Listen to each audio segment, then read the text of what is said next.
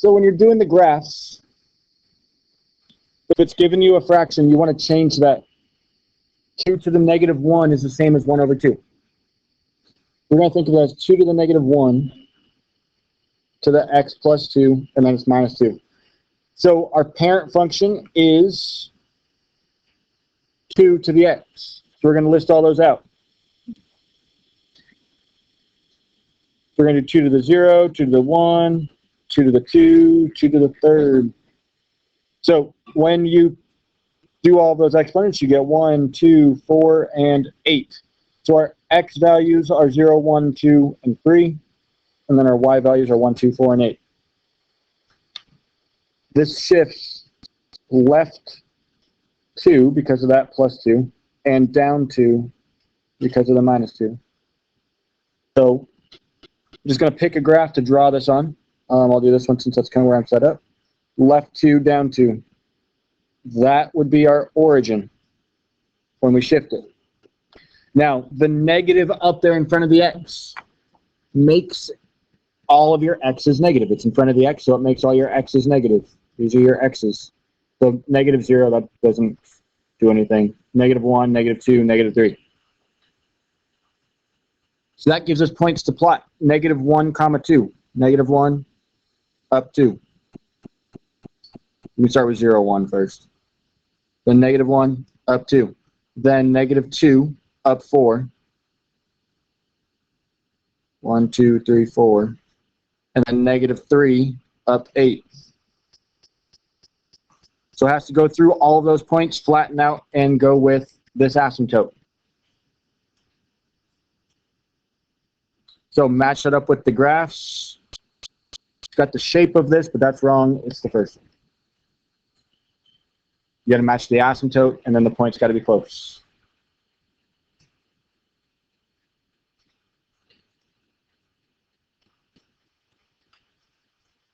So this one would be really similar, except there's no negative exponent. So it's going to be shifted left 1 and up 1. Left 1, up 1. And then it's just the parent function from there. 2 to the 0, 2 to the 1, 2 to the 2, 2 to the third. So from here you go 0, 1. Ooh, that matched. 1, 2. That matched. This is probably the graph. Yep.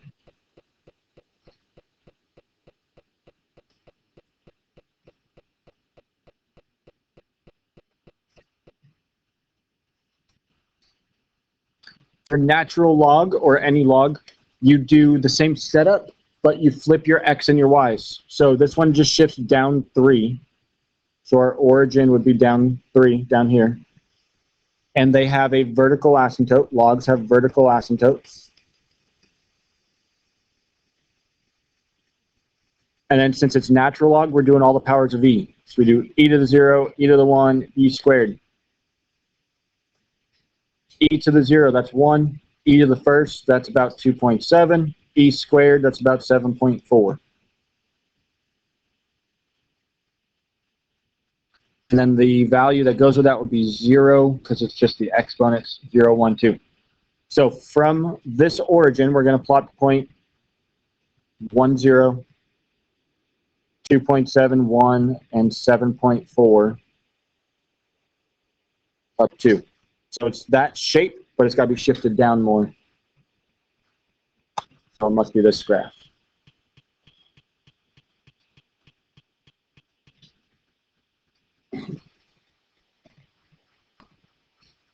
Same idea, but this one is shifted to the right 2. This one looks like it's clearly shifted left 2. This looks shifted right 2. And the other 2 are not shifted left or right at all. So that's enough. Just look at the shifts. To make the graph from scratch, similar to what we started with, you do 2 to the 0, 2 to the first, 2 to the second, 2 to the third. That's 1, 2, 4, and 8. Those are your x values. Your y values are the exponents. So 0, 1, 2, and 3 are your exponents. This shifts left 1, down 3, left 1, down 3. So there's our shifted origin.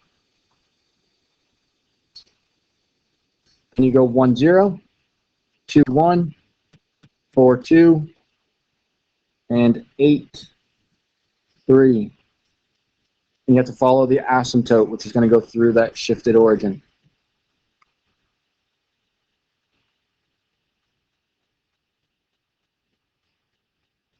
Just like that.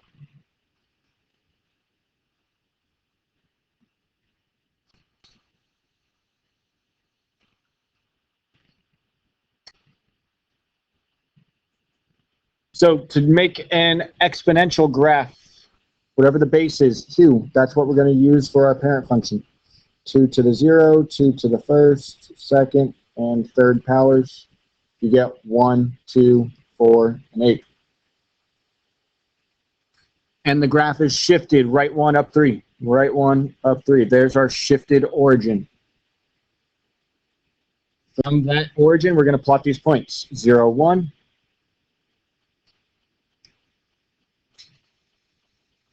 That's the wrong spot. 0, 1. 1, 2.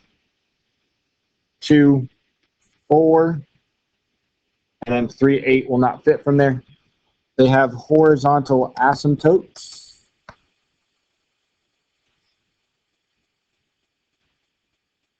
So draw your curve through those points with the asymptote. That's the graph. So to answer domain and range, domain is left to right. So the furthest left, it's got an arrow to the left, it goes to negative infinity. The furthest to the right, it's got an arrow going to the right, it goes to positive infinity.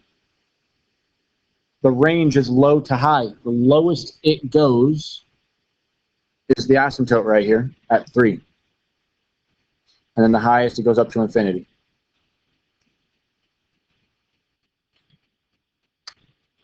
So if the base is 3, you do the exact same thing with the shifts. Left 2, down 4, there's our shifted origin. But we use the powers of 3 because the base is 3.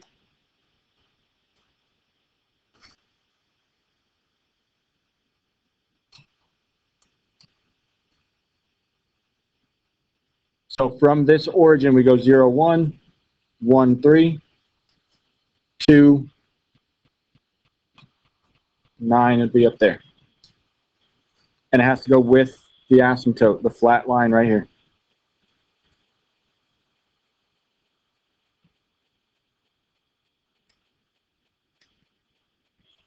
So domain left to right, again, negative infinity, positive infinity. And then the range, lowest it goes this time is negative 4. And then it goes up to forever infinity.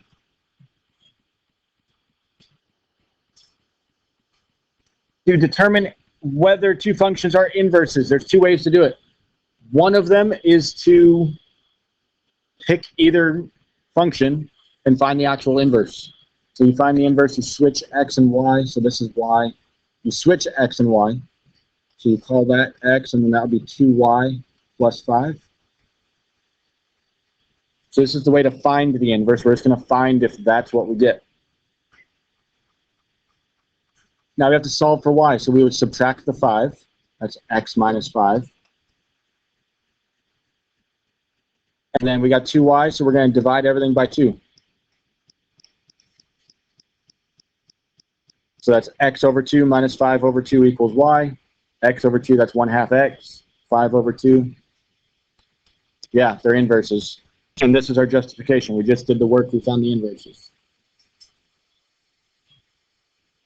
So that's one way. You could do that to find the inverse and see if that's what you get. The other way is to plug one function into the other. This one's a little bit harder. Some people like it. You just plug one function into the other. So you would have to replace, I'll do it with this same example. You'd have to replace the x with whatever the other function is. It's a little bit harder. No, I'm not going to work it out. This is way easier. So if you did the same thing for number 42 here, you switch the x and the y, so this is x equals y minus 4. And we're trying to solve for y, so we're going to square both sides, do the opposite. do the inverse. Y minus 4 equals x squared. And then you would add 4. So y equals x squared plus 4. That's different than what this says. So no, they're not inverses.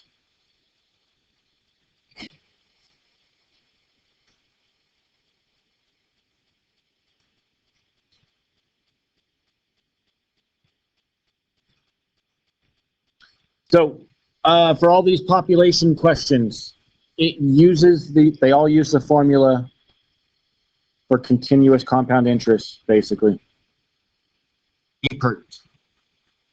Sometimes it's written differently, sometimes it's written this way, but it's the exact same formula, just with different letters. So I don't like to even talk about the other letters. It's too hard to remember more stuff when it's the same formula. So you've got the ending amount, A, you've got the beginning amount, P, R is the rate, and T is time. Anytime you get one of these equations, you write down the word parent.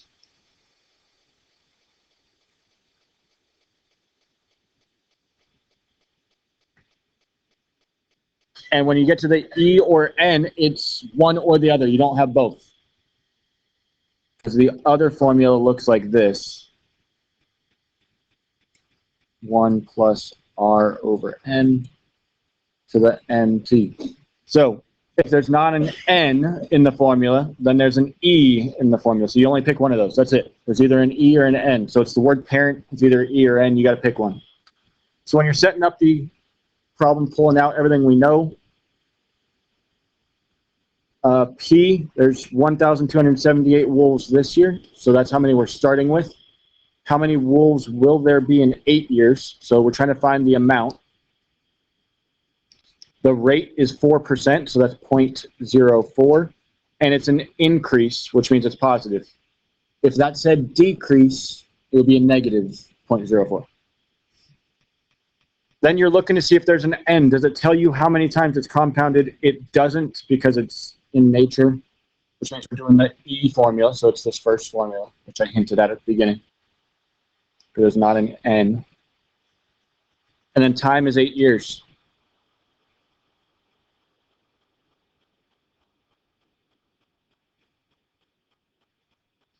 So when we write out everything into our equation, we get A equals 1278. E, the rate was 0.04. And T is 8.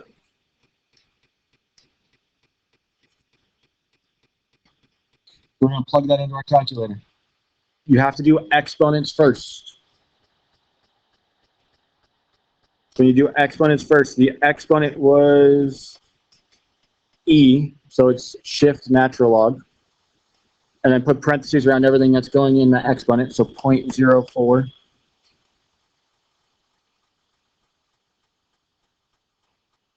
Times 8.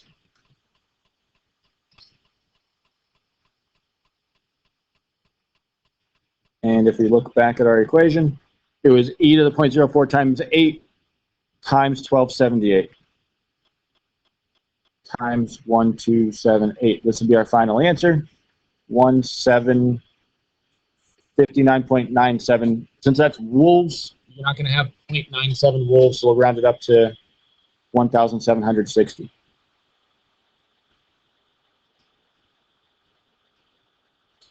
Wolves. And it did say it increased. We got a bigger number, so that makes sense.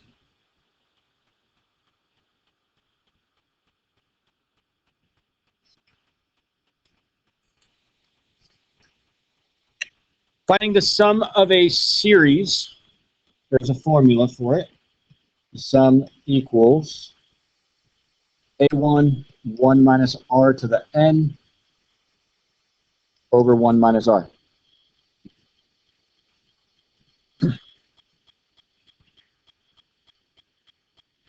So A1, that's the first term, it's -2. R, that's what you're multiplying by each step of the way. So to get from -2 to 4, then to -8, then to 16, that's being multiplied by negative 2 times negative 2 times negative 2. That works out. And then it tells you n equals 6.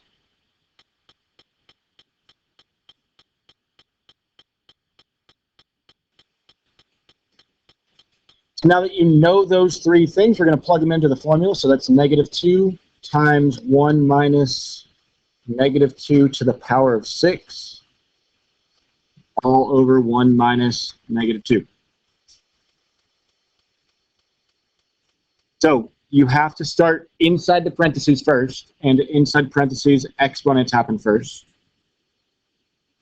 So that is parentheses negative 2 to the 6th power is 64.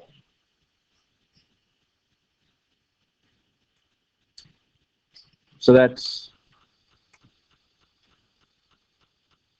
64. And then minus negative turns to plus. The 1 minus 64, obviously that's negative 63. If that was a more difficult problem, you could do it on your calculator.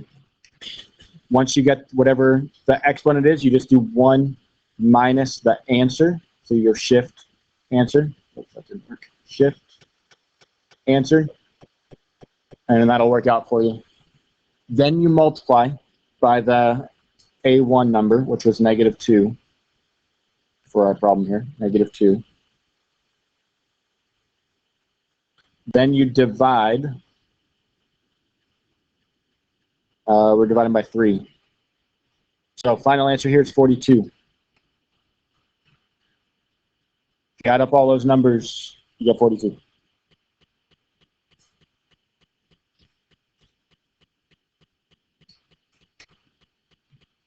Same thing here, you pull out A1 is 1. To get from one number to the next, R, you're multiplying by 3, and then N is 8. Same thing, you're plugging those into the formula. That's A1, 1 minus R to the 8th power over 1 minus R, which is 3. So start with 3 to the 8th, subtract it from 1. 3 to the 8th power this time. And then it's 1 minus that answer.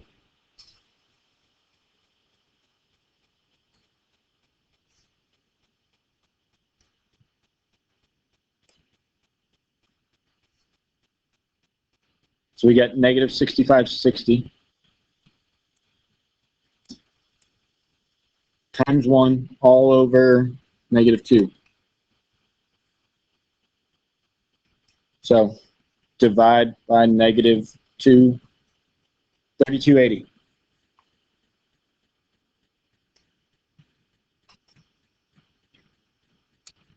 That's for the sum.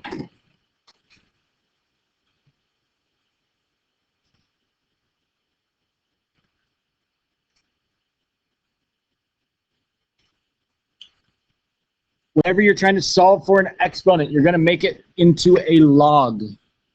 You're going to make it into a log. So if you have 16 to a power, you first have to get that by itself. So we're going to add the 3 over. That's 64.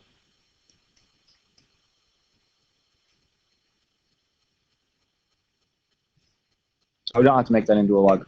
We can make these be powers of either 2 or 4. We just need to have the same base on both sides.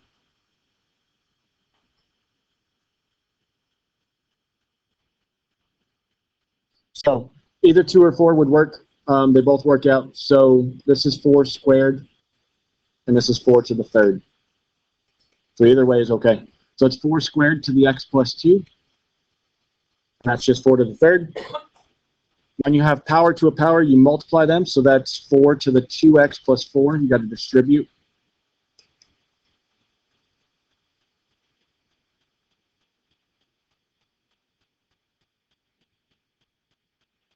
And now that it's the same base on both sides, the bases cancel. So you're just left with 2x plus 4 equals 3.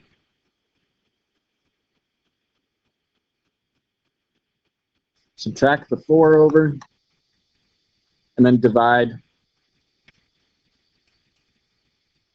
There's your answer.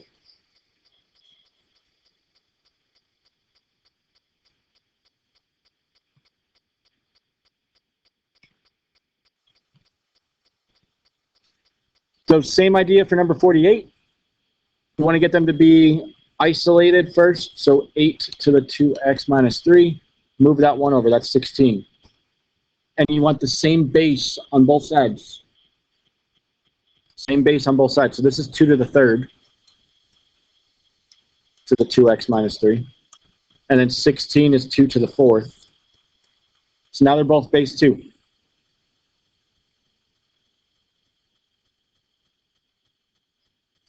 Since they're both base 2, we are going to be able to cancel out those bases, but first we got to distribute. That's going to be 6x minus 9. And now our bases cancel. They're both base 2, they cancel out. So 6x minus 9 equals 4. So add the 9 over. And then divide by 6. That doesn't reduce. So there's your answer.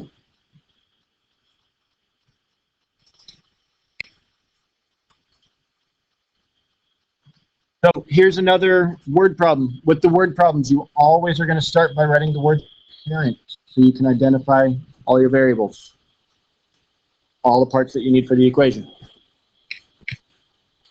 So the deposit, that's your principal. That's the starting amount. It's $275. It's 3% interest, so that's the rate. This is all for Bob. Sally has an account over here also, so split that up.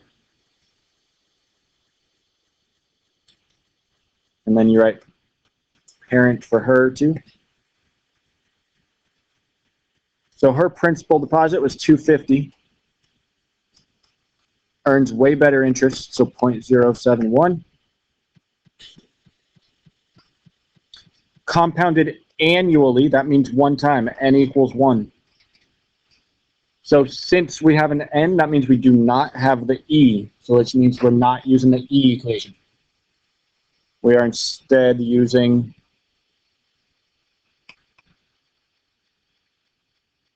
the 1 plus r over n to the nt, that equation.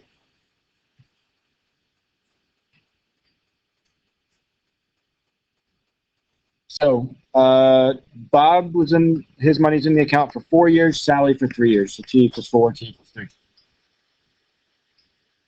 And in both cases, we're solving for a. So it's a equals 275, 1 plus the rate, 0.03.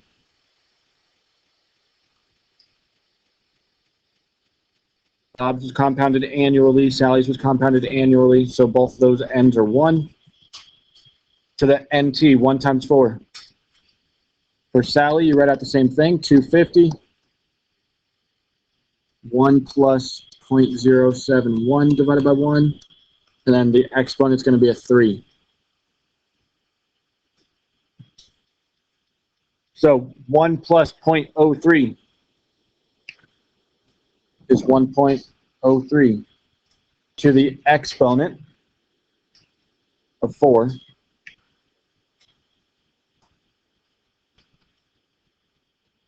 And then times the principal amount, which was 275.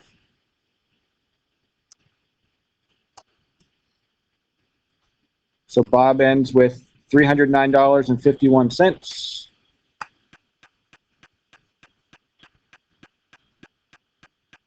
And Sally, 1.071 to the third.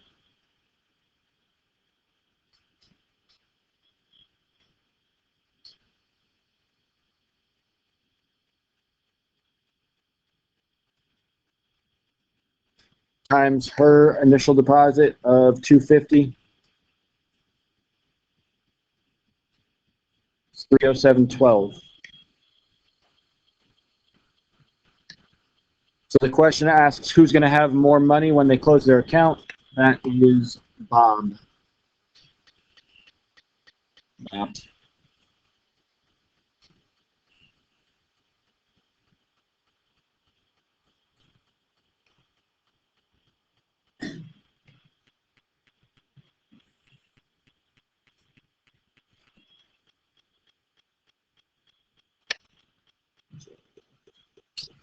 So when you have natural logs on both sides of the equation, if there's a 2 in the front, that actually is supposed to be an exponent. It's just a rule about logs.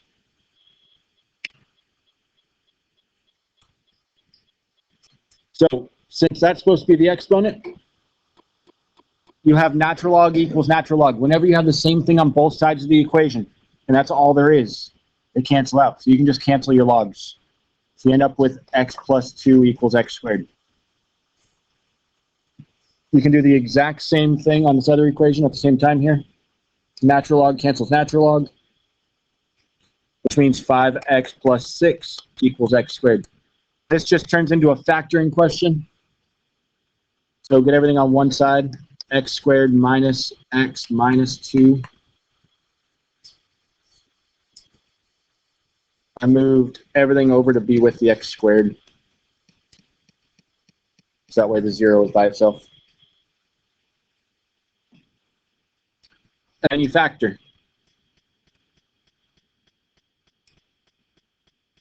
So when you factor this, what multiplies to be negative 2, adds to be negative 1, that's negative 2 times 1.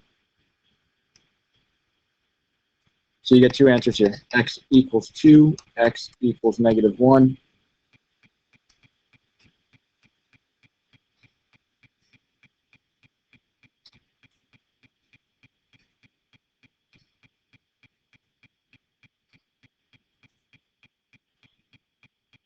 I don't think you'll see a question quite like this on the test, but in case you do.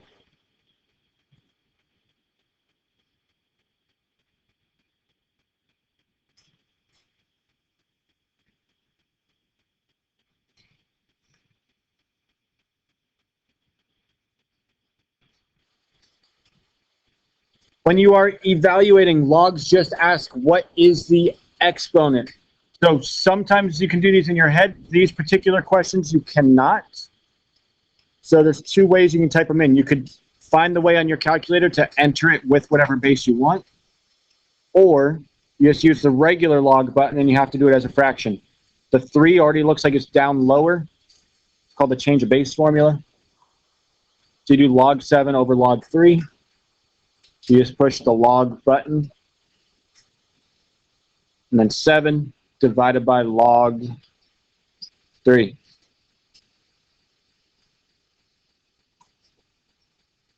$1.77. The other way you could do it on a Casio, it's option F4, F6, F4. And you type in the base, which was 3, followed by a comma, and then the other number 7. Same answer, doesn't matter which way you do it. But it's 1.77.